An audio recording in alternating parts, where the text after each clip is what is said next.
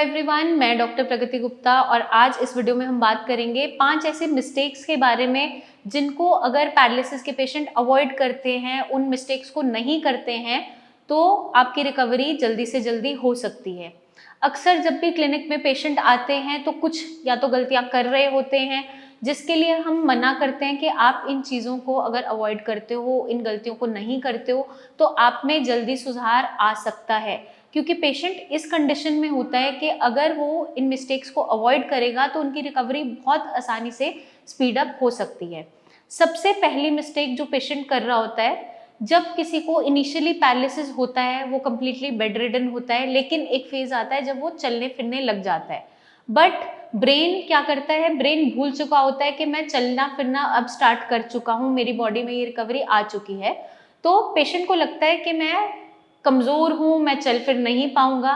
जब भी हम ऐसे पेशेंट्स को देखते हैं, इनमें क्या देखने को मिलता है, उनके जॉइंट्स मसल्स फाइन होते हैं, कोई मांसपेशियाँ सूखी हुई नहीं होती, कोई पेन नहीं होता है, पर फिर भी पेशेंट चल फिर नहीं रहा होता है।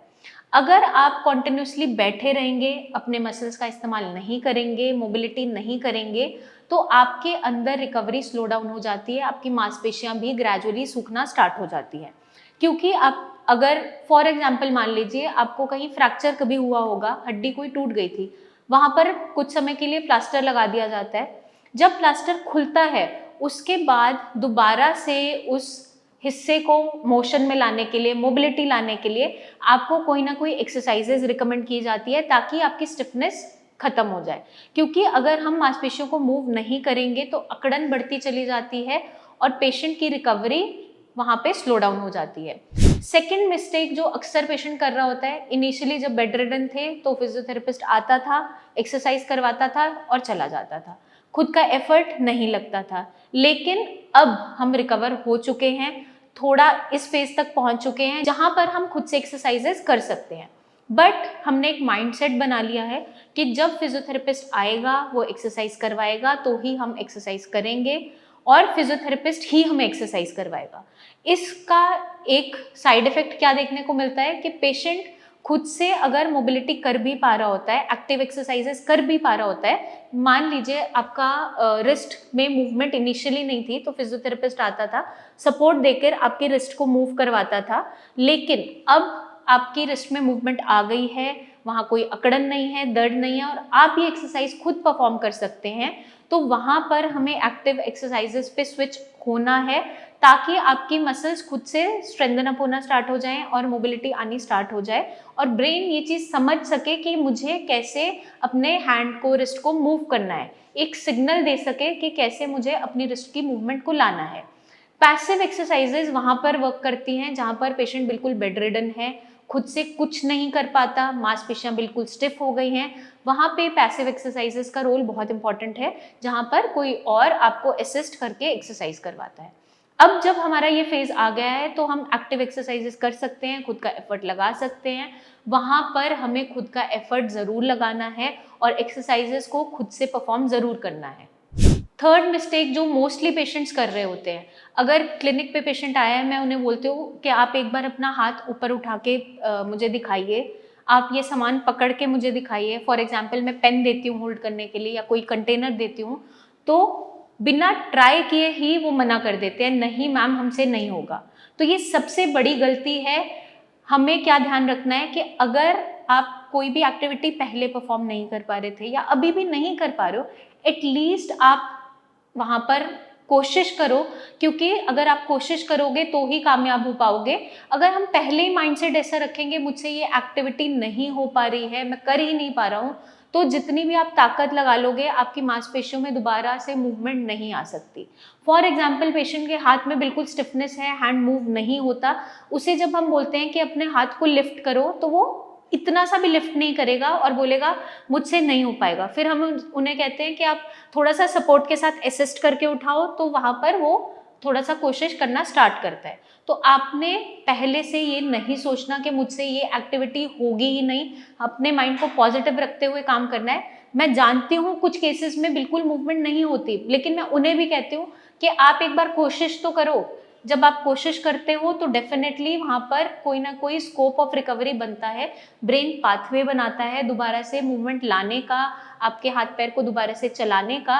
अगर हम एफर्ट ही नहीं लगाएंगे, कोशिश करेंगे ही नहीं, तो कोई भी ट्रीटमेंट आपका कभी भी काम नहीं करेगा। चाहे आप जितने भी ट्रीटमेंट स्विच कर लीजिए, जितने भी डॉक्टर बदल लीजिए, जहाँ से भी इलाज ले लीजिए, आपको आराम नहीं मिलेगा। लेकिन अगर आप विल पावर को स्ट्रॉन्ग रखेंगे, खुद से कोशिश करेंगे, चाहे आपसे एक दिन नहीं होगा, दूसरे दिन नहीं होगा, बट तीसरा दिन तो आएगा जहाँ पर आप कर पाओगे एक्टिविटी, तो हमें ज़रूर परफॉर्म करना है, अपना एफर्ट ज़रूर लगाना है। फोर्थ मिस्टेक जो पेशेंट अक्सर कर रहा होता है, पेशेंट क्या करता है, एक दिन में बहुत ज़्यादा एक्सरसाइज कर लेगा और अगले दिन बिल्कुल ही नहीं करेगा। पैरालिसिस जो बीमारी है एक न्यूरोलॉजिकल डिसऑर्डर है, जिसके अंदर आपकी मांसपेशियां ठीक से काम नहीं कर रही होती, ब्रेन में किसी इंजरी की वजह से, क्लॉट की वजह से, हेमरेज की वजह से। अब ये एक दिन में ठीक होने वाली बीमारी नहीं है, जैसे जैसे पुरानी होती चली जाती है वहाँ पर एफर्ट्स बढ़ते चले जाते हैं। तो हमें एक ऐसा रिदमिक लाइफस्टाइल बनाना है, एक ऐसा डेली रूटीन बनाना है जिसमें हमारी डाइट, एक्सरसाइज प्रॉपर तरीके से हो। तो हमें एक्सरसाइज का एक शेड्यूल बनाना है। अगर हम डेली बेसिस पे थोड़ी थोड़ी एक्सरसाइज भी करेंगे और लॉन्ग रन तक इसको फॉलो करेंगे, तो हमारे अंदर जल्दी रिकवरी आ सकती है। ऐसा नहीं करना कि एक दिन सारा एफर्ट लगा दिया और नेक्स्ट डे हम बिल्कुल एक्सरसाइज नहीं कर रहे। उसका नुकसान क्या होता है, एक दिन आपने जहाँ बहुत पुश कर दिया, मांसपेशियां बहुत ज़्यादा थक गई, नेक्स्ट डे आपको पेन बढ़ जाएगा, स्टिफनेस बढ़ जाएगी और फिर आप 2-4 दिन के लिए बिल्कुल रेस्ट करोगे, आप कुछ नहीं करोगे। तो ऐसा नहीं करना। डेली बेसिस पे आप 10-10 काउंट से, 15-15 काउंट से कोई भी एक्सरसाइज स्टार्ट कीजिए, 3-3 साइकिल लीजिए, उसको ग्रेजुअली बढ़ाते जाइए एज पर आपकी बॉडी की जितनी स्ट्रेंथ है। जब आपको लगता है आप एग्जॉस्ट हो रहे हो तो रुक जाइए। फिफ्थ मिस्टेक जो अक्सर पेशेंट कर रहे होते हैं, जब उन्हें थोड़ा सा भी बॉडी में दर्द बनता है तो वो अपनी एक्सरसाइज करना छोड़ देते हैं या ट्रीटमेंट स्विच करना स्टार्ट कर देते हैं। पेन होना एक रिकवरी का साइन है पैरालिसिस के अंदर। इनिशियल फेज में जब पैरालिसिस होता है तो आपके हाथ पैर कभी कभार सुन्न होने स्टार्ट हो जाते हैं, कुछ लोगों में ठंडा गर्म महसूस नहीं हो रहा होता है। जब हमारी रिकवरी वाला फेज चल रहा होता है, हमारी सेंसेस वापस आती है, ठंडा गर्म महसूस होना स्टार्ट होता है, तो सबसे पहला जो सिम्टम देखने को मिलता है वो पेन होता है। पेशेंट को दर्द महसूस होना स्टार्ट होता है। दर्द तो उसे पहले भी था, लेकिन वो उसे एक्सप्रेस नहीं कर पा रहा था, पेन रिसेप्टर्स ब्रेन तक पहुंचा नहीं पा रहे थे, समझ नहीं पा रहा था।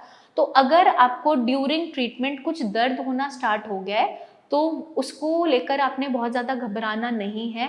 आप एक्सरसाइजेस डेली रूटीन में कीजिए। आपको पेन बहुत ज़्यादा एग्रेवेट होता है तो वहाँ पर आप क्या कर सकते हो, बिल्कुल लाइट हैंड से मालिश करवा सकते हो, थोड़ी सी गर्म पानी से सिकाई कर सकते हैं, या हाथ पैर आप, अगर स्पेशली आपके पैरों में दर्द बन रहा है तो गुनगुने पानी में सेंधा नमक डाल के आप सिकाई कर लीजिए, उससे आपको काफ़ी आराम मिलेगा। बट हमें कोई भी अपनी डेली रूटीन एक्टिविटी छोड़नी नहीं है।